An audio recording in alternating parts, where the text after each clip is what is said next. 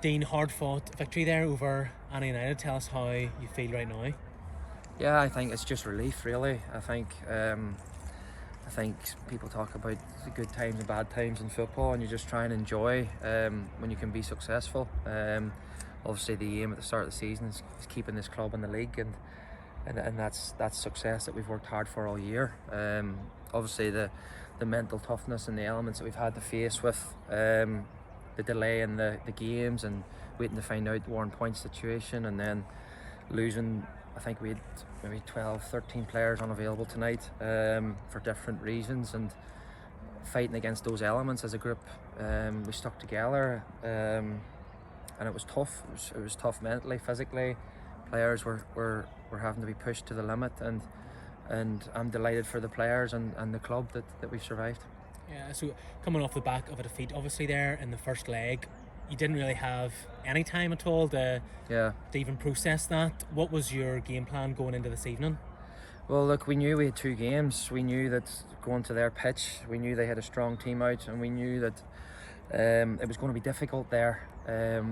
We knew we didn't have to win in 1 game, so the plan was to pass the ball like we always do, to try and move them around and wear them down, and we were hoping that would take its toll, and I think that did tonight. We didn't really have the space or the ball speed to move them around in Annagh. It was difficult conditions.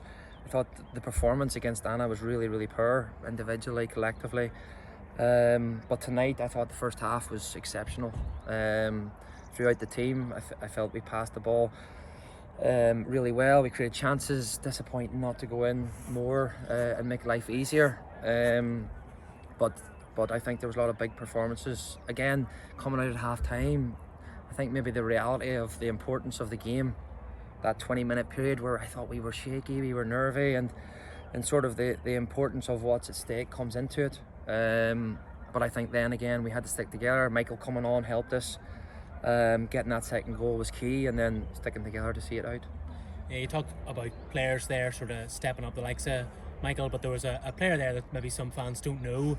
Tell us a wee bit about the situation with Bruno there and coming back into the starting lineup tonight. Yeah, well, look, obviously I spoke to him after the game. He's been in Spain, he's been in France, and he had left the club like certain other players. So I rang him, I booked his flights, I booked his hotel, and I went and picked him up, and I'm glad I did, because the importance of what he brought tonight is massive. And he's been a pleasure to work with, Gerardo, and a lot of people don't know he's had a lot of family issues and off the field stuff, and I think you've seen that with his reaction at the end there. It meant a lot to him, and he didn't need convincing, and he wanted to come and help the staff, help the players, and help the club, and it was really refreshing to have someone with that desire to come, and he just dropped everything and came and helped us. So as you said, he was huge. I think the 16-year-old playing beside him was just as good, maybe too, and it was a big call to throw Ryan in. We had to evaluate.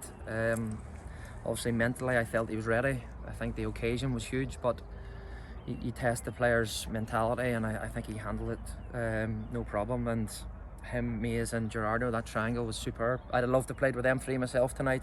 And there was defensive, Decky, the back 4, and the work rate that we put in. As you said, people were pushed to the limits. Ethan McGee got a great goal, and then he could barely walk. We had to get him off, and that's the physical elements that both teams had to deal with, not just us, Annagh as well, and credit to them too. I think they deserve a lot of credit, Annagh. Final question then, Dean, just for yourself. You talk about some of the players needing a rest, especially like Ethan McGee. Plans for yourself then over the next couple of weeks? Still working away here, or?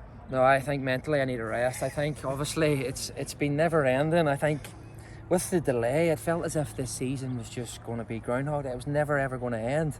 And then when we finally got the dates of the games, and then two dates in, and the quick turnaround, it's been tough mentally, physically. The players put everything in, but I have to thank the staff and the players and everyone involved that played their part throughout the season.